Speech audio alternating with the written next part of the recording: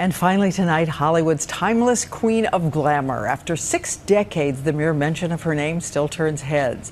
And believe it or not, she was once told she'd never be a success on camera. Tonight, a rare interview with Sofia Loren about something personal. And ABC's David Muir is back with our Person of the Week.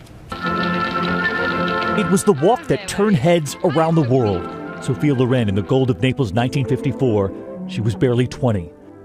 60 years later, just shy of 80, and the cameras still trained on Sofia. Out with her newest movie, The Human Voice, and who gave her that voice this time? The director, her son. A 25-minute movie attracting critical acclaim.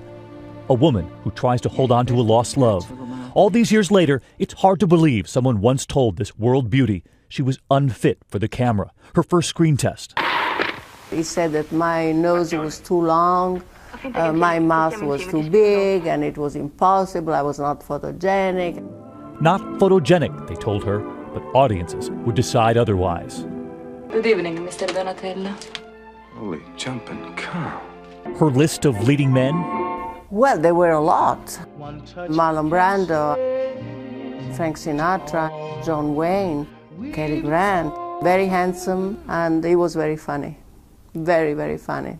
Beautiful person. She was a little girl who grew up poor in Italy during World War II, raised without a father, little food, little security, and she revealed to us that's what she draws from on screen. If at any time I have to do something dramatic, what I think about is that. She would step out of her comfort zone with that famous flamenco. She told us she had just learned how. I was very awkward. But anyway, even that, the people accepted it, so. And while the dance was new, that famous walk was not. That came naturally.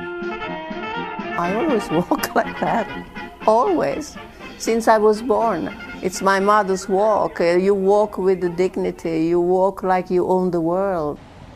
Sofia Loren rarely allows cameras into her home, out onto her balcony in Rome, and rarely does she look back. She knew we would ask her about her son Eduardo, the director who put her in his new movie. But more than a director, he is also a devoted father to her grandchildren. And she's noticed the little girl who grew up without her dad, now all these years later, sharing her love of movies with her son.